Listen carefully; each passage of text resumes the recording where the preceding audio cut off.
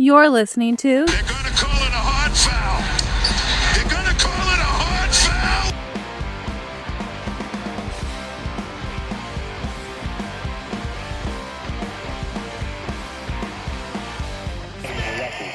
We got Postgame Live coming up for you. It's presented by the New England Ford Dealers.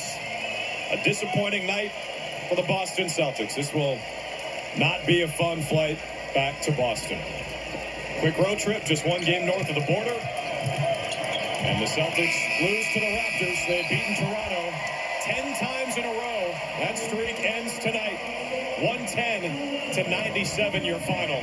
Mike, there's a fly in the ointment with the Celtics. Something is not right. They're 7-7 over the last 14, as you just told me a minute ago. They're 12-10. Yeah, Jim, it's Jaylen Brown and Jason Tatum. They just hate each other. They don't like each other. They haven't liked each other since the start. I've been watching them for years, and they just have always hated each other, and it's finally coming out. Last year's championship isn't real. Well, there you go. There you go. Bunch of criminals, if you ask me. Well, I'm glad Tony Maz weighed in there with. And as you told me, I guess Jimmy Stewart has got some controversy going on with the problems in the Celtics locker room. Oh, maybe it was Michael Falga. I don't know. One of them. You know how one of them? Yeah. You know how they be. Yeah. So without any real evidence to that, I think we got to talk about what we see and what's going on and what's wrong with this team. Is this something we should panic about? Should drastic changes be made, or is this the doldrums of the NBA season? Mike, I think the first thing we need to look at is the players.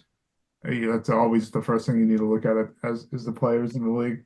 And, yeah, I agree. Can I answer your question you just asked too? I think my prediction at the end of this pod is the answer to that question is going to be all three. I think that's the direction we're going to end up going, but let's see where we go. And let's talk drastic changes. You think drastic changes are needed? I think maybe it won't be drastic changes, but I have a feeling we're going to talk about some changes. So there you go for correcting me. But yeah, take it, Jim. Start with some players. Well, you go first. What player to you has been like the most either disappointment or like you expect more or problematic? Whatever adjective you want to use here. Over the course of the season and during this run that you think needs to get this thing, up to snuff. Yeah, I think that Holiday and Derek White haven't been as good as they were last year. Obviously, Holiday stands out more because his shooting has been drastically worse, especially from the corner three, than it was last year. He was such a reliable guy from there.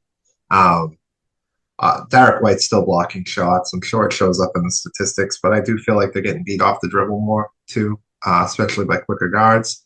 And offensively, they're just not as consistent as they were last year, whether it's hitting threes or finishing at the hoop. White's really in a bad way right now. I don't know what's going on with him. He only played 21 minutes against Toronto. They were playing Peyton Pritchard more. I don't know if long-term that's a good decision. They need to get Derek White right. He was a huge part. This is a guy that scored 38 points in the playoff game last year against Miami. Yeah, right. So I know you're going to go in a different direction because we talked before the pod, but I want to leave that to you because I wasn't even thinking of the player you're going to talk about. But I just think throughout the entire season, I'm not disappointed, but I just think they have to be better. I think they have to be a lot better.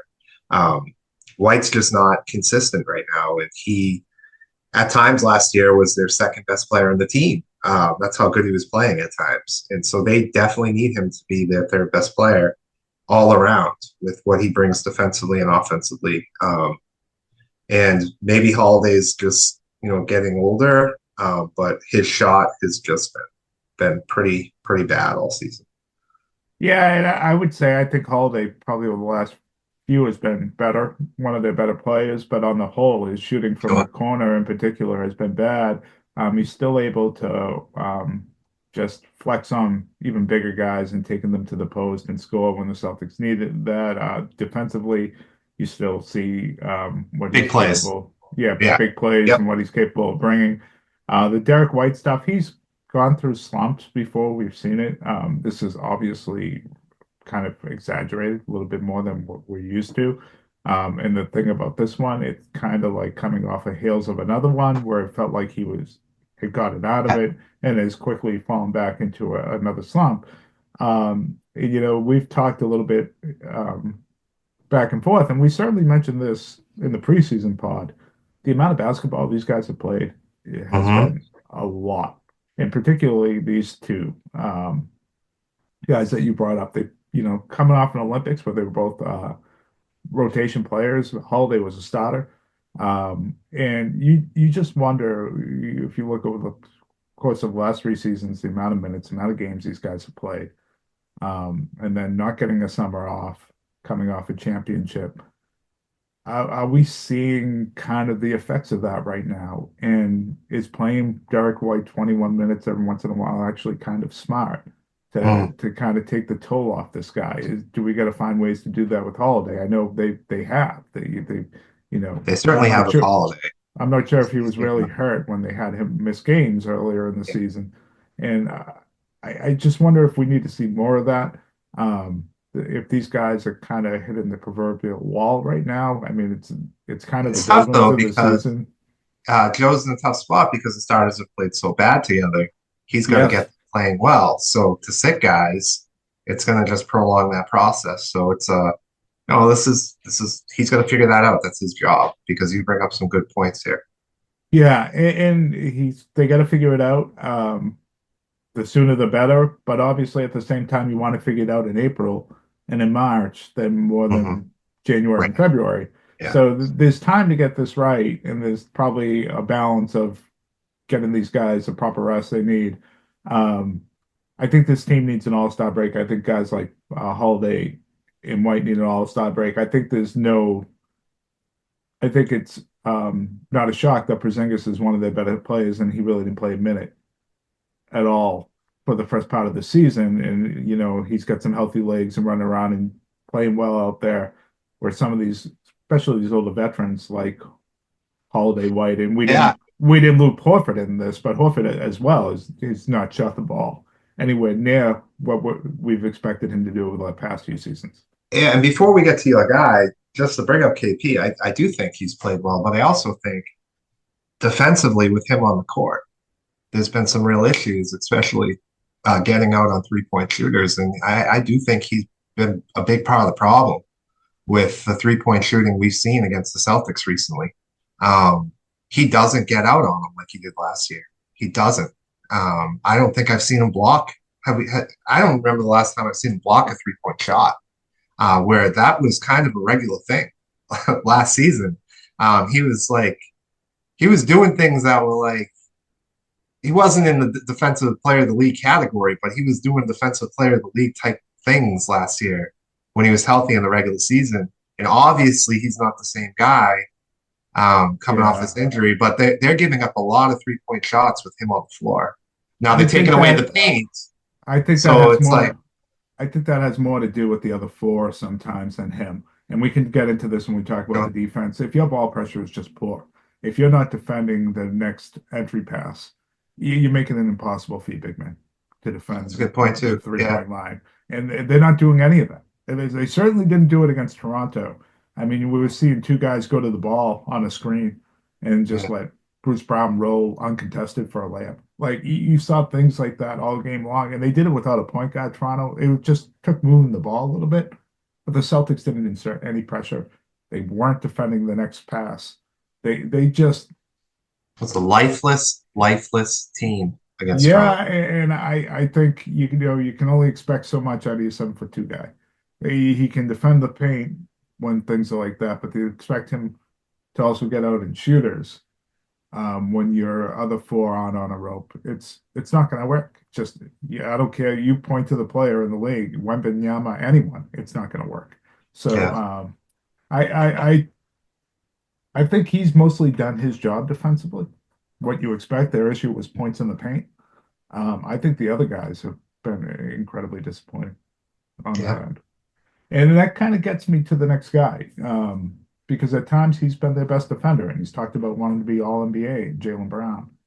but I think there's also been times where he's been really inconsistent, even on that end. I think he's a This year. borderline all-star player this year. I don't think he's a shoo-in in my mind. No, and he has not been as good as last year. He's another guy whose shooting has suffered. I think one area there's been a couple areas where he's improved. I think his post-up game has improved. I think his passing has improved. I don't think he posts up enough.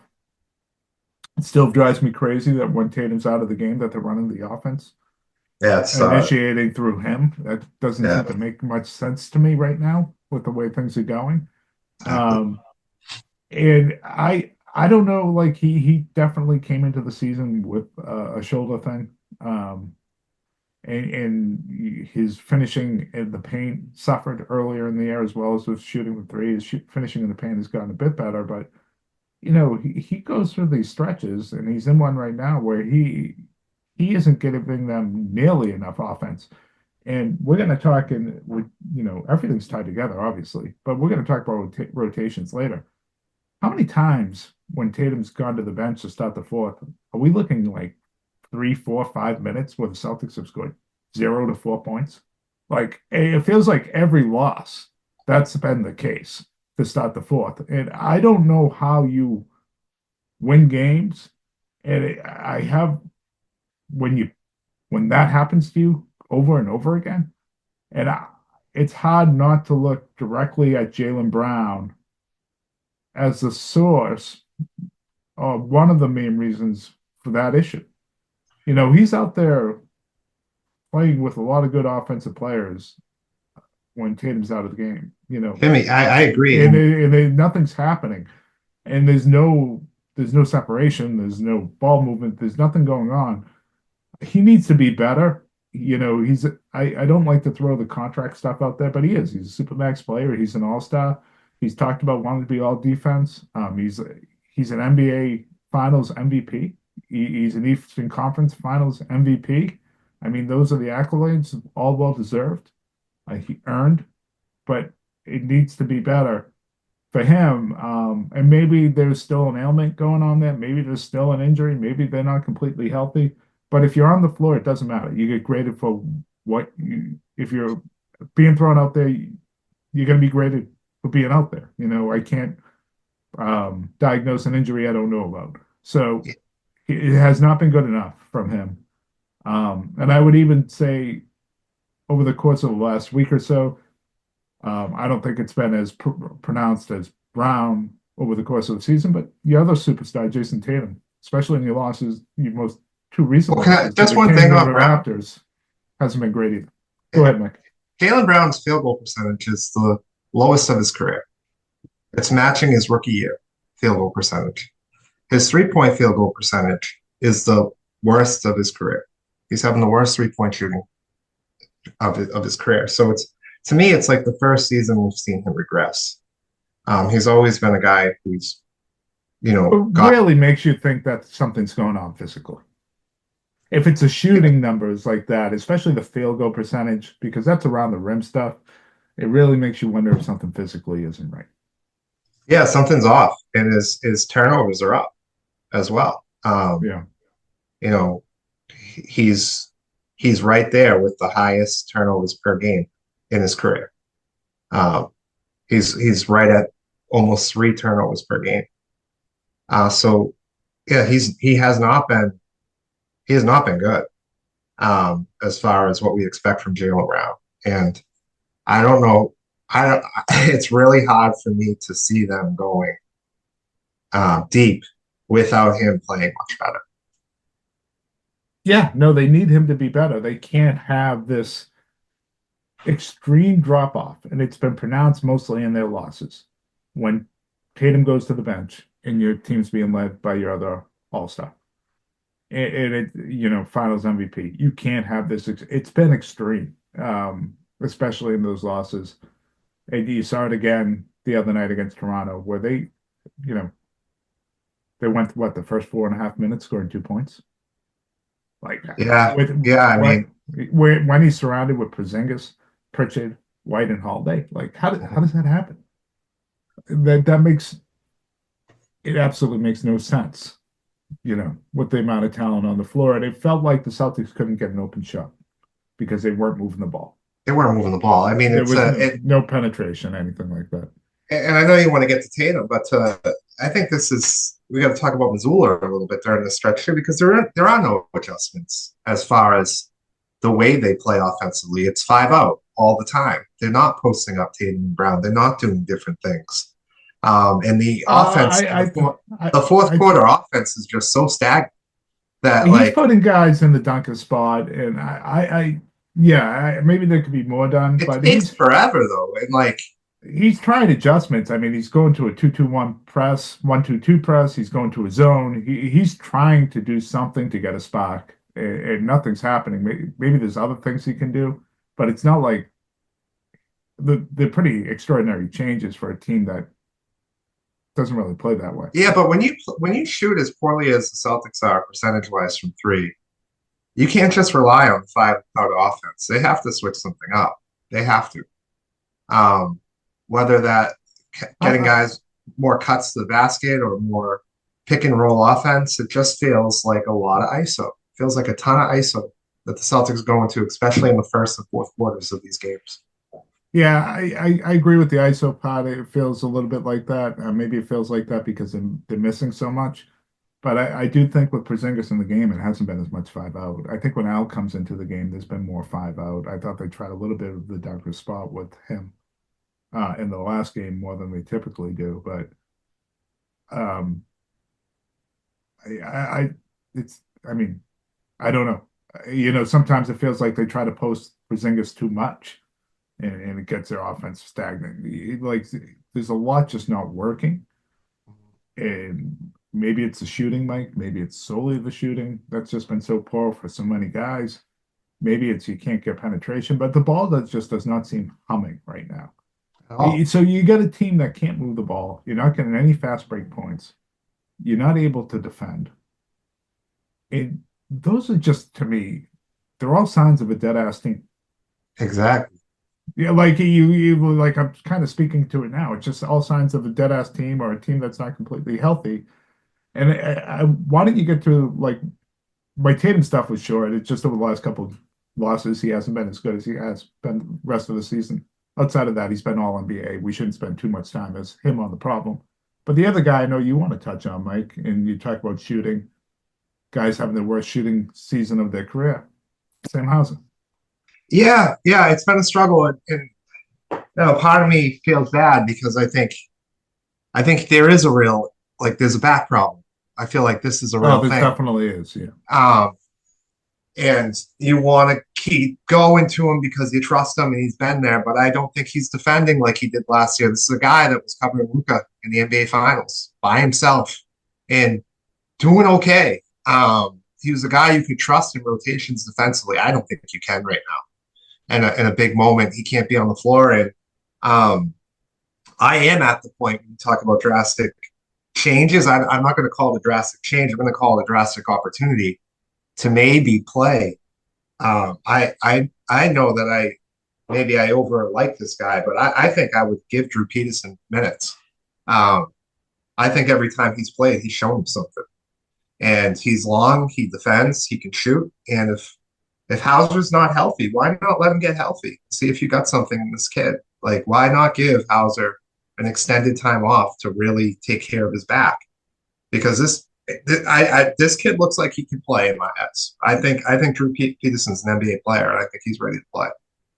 Yeah, I'd give it a shot. I would even say Jordan Walsh was playing pretty well the last few games he was in there, There especially was one game in defensively. particular he played really well. Yeah, He gets after with energy and defensively, and like maybe throw I him out there hate hoping him, he make.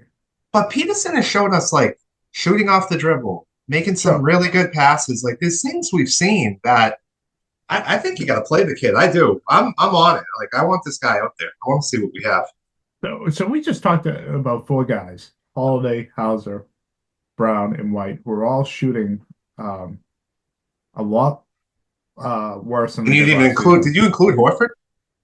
And then Horford as well. Yeah, so we Yeah. have five guys who we've seen a precipitous drop in their shooting percentage from three in particular, and their overall field goal percentage.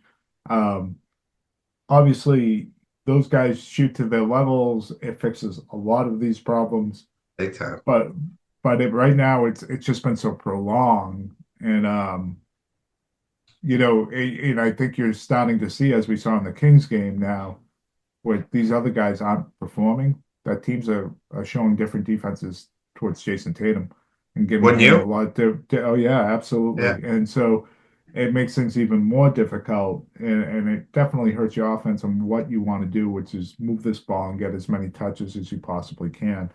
Um, and Mike, this defense, which I think is the biggest problem. I think, well, it's always a player's number one, but if I'm going to the like what's on the floor problem, even worse than the shooting, how do you give up 75% from the floor in the second half to the Toronto Raptors? Like, how does that, in what world does that happen? Where does anyone ever shoot 75% for a half? Like, Man. and they didn't even have they didn't even have quickly. They didn't even have a true point guard up there to break It's you when you're down. completely lifeless and there's a real lack of effort and focus. That's when it happens, I guess. I really can't explain it, Jim, with all the talent on this team, even with tired legs. I mean, that is just that is just not caring. That's just not caring on that night. That's the team that didn't show up to play. That's what that was. They came out at halftime and they were like, Toronto sucks. We don't have to try. We're gonna win. And they got their asses kicked. I can't figure it out. There isn't anything schematically other than them not being able to cover people or be in the right spot. They're a mess defensively. And I think part of it is effort at this point. I think there's a lot of schematic things that you'll get into, but I also think part of it is effort and focus and being ready to play. And I don't think they are.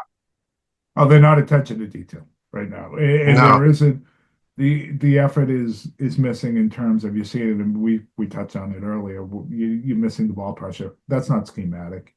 Yeah. That's just getting out on guys. You're one pass away defending that first pass hard. You defend that first pass hard. An NBA player is still going to be able to make that pass. But you all of a sudden you set everything in motion from there on out, right? Now And the offense really has to work to score. You make that an easy catch in the NBA. That gives that offensive player such an advantage. It gives that offense such an advantage over you. So there's the initial start to the defense. And yeah. so yeah, those things, like you said, are just effort. Those are effort things that they need to be better at. I think schematically, like their defense works schematically. I don't think that's the issue. I think they're switching and they have guys to do it and they have a rim protector. Yeah, is there a weakness? Sure. If you have a really good point guard, you can make the Celtics pay. But I Yeah. don't think there's a team in the league that you can't find a weakness for, maybe with the exception of OKC, right? And even them, there's probably something. I think it's exasperated by the long misses. I think it's exasperated by the careless turnovers. Was it a defensive issue against Sacramento when you're just turning the ball left and right and they scored 24 points of transition? That's not defense. That's all offense, like leading to easy scores. So I think it's all connected that way. But the other night against Toronto, that was all defense. That was all defense, of not being able to contest and not getting that initial, stops. And Yeah. I think those things can be fixed, but it's just not consistent on any level from game to game, Mhm. for what you need. So, And it's not consistent in big moments. So they'll have, I feel like the second quarter and usually the start of the third quarter is always awful, but usually like 2 or 3 minutes into the third quarter, they have a really good run defensively and their offense picks up on it. But to start games and to finish games, like the fourth quarter isn't like 3 bad minutes. It's an yeah, entire quarter of just high school basketball bullshit. It's like hard to watch with how bad and how dumb they play. Um, so it comes in like critical moments. Like you start a game well, you're out and running, right? They can't start games well, and their defense doesn't show up to start games because they're not ready to play. And then the fourth quarter happens, and they can't end games well. They don't come out, they can't shoot, they go 5 minutes without scoring. And on top of it, they can't make any friggin' stops. And they're missing free throws all the time in the biggest Yeah. moments of games. Especially in the last game. This is like Detroit Pistons fourth quarter basketball the last 3 seasons. It's like really bad. Not this season because they're playing well, but the last 3 seasons, it's really. And I can't even blame Missoula for going zone. Like in the last game, we're screaming, get out of the zone. But I was like, well, just keep playing it because you're not putting the effort when you go man to man. You're not switching well. You're not taking good angles. Your ball pressure sucks. The defending of the first pass is really lousy. And Can I ask you a question about the zone though? You put your coaching hat on. Mm-hmm. Doesn't it make more sense if you're gonna go zone? Maybe not because the NBA with the shooting, but to go with 2 bigs when you're going zone to shrink the floor as much as you can to have Porzingis and Al out there together. Yeah, well, because I feel like they're too small and they get spread out with their zone. That's how they get beat up. I think they've done that, but I think in the fourth quarter they want to get when you're down as much firepower with the guards out there, so they're rocking a hard place type of situation against Toronto. Like your players put you in that position, and then you leave yourself open to getting beat on the rebounds because it's harder to box out and rebound in the zone. So big time. Yeah. So like it's creating all sorts of problems. And a zone defense, like it tends to make you they don't have intensity to begin with, but it does drop whatever intensity you have sometimes because you're playing an area, you're not always playing a man. So I think it's easy to lose focus in the zone. To be as long. But they're losing focus in man anyway. So sometimes it's just simpler to cover an area when you see that bad. The other issue, and we've touched on it, and this is where maybe we can start talking about potential fixes. I think one simple thing I would do is I would change my rotations a little bit in terms of I would have Brown close quarters and I'd have Tatum start. So, especially in the second half, I would have Tatum start the fourth quarter. And maybe go to the bench with, 8 minutes, 7 minutes in the third. And then have it come back in for like the last 4 minutes of the fourth kind of thing. Yeah, maybe just hope that it not be in the fourth quarter, the intensity is a little bit down too for the Brown led unit. So the intensity is down from the opposition. It's not quite to start the game, to start the fourth, and that urgency. Tatum can get going. Maybe you get them going, and it also it keeps Tatum out there. Maybe that cures some of the fourth quarter issues. Like it's been going on so often now, and the one thing I do respect about Joe is he's patient and he lets things kind of work out, and the long-term goals are more important than the short-term. But I don't see this one as really getting you in trouble with your long-term goals as much. If this works, then it's and it worked at the beginning of the year. I don't know what they were doing with fourth quarter rotations at the beginning of the year, but the start games at the beginning of the year was all Jason Tatum. It was a high dose of Tatum. I remember I had a little bit of an issue with this because Jaylen Brown wasn't playing well, but he's not playing well in general. So they were really efficient with going to Tatum to start games and just attacking with him. So maybe they set the tone, have high volume scoring from Tatum in every fourth quarter. I mean, I think we would both agree if that's a game plan, it's probably gonna work out because Tatum night to night shows up to play. It's very seldom that he's gonna have a terrible game. It's probably your best course of action right now moving forward. Yeah, and I don't think it would have made much of a difference against Toronto the way the Celtics were playing. But you look even at that OKC game, that start of the fourth was just so bad, and you wonder if maybe you get Tatum going downhill, trying to get to the line to start the fourth. Maybe that changes things a little bit and at least keeps you competitive. I just think we've just seen so many starts to the fourth quarter that, has kind of sealed the fate for the Celtics in these losses that I'd just like to see that change. Any other changes you'd want to see? I know you mentioned something pre-pod. It's just something I heard somebody else talk about, and they were just pointing to the fact of how well Al Horford played as a starter this year, compared to coming off the bench, where in particular his shooting splits. One point this season when they were 16-3, he was at like 48, 49% from three. It seemed like he was in a really good rhythm. I'm not sure when exactly KP came back, so it's hard to really measure in my mind right now. But the argument was that, KP is the type of player that could produce for you coming off the bench or as a starter, is basically what this reporter was saying. He's gonna play well either way. And maybe you're gonna get the most out of Al if you start him. And of course, you can finish games with KP. KP will play more minutes, but this would be a way to maybe get the most out of Al shooting. He seemed to be, and he played well as a starter in the playoffs last year too. He was consistent in shooting the ball well.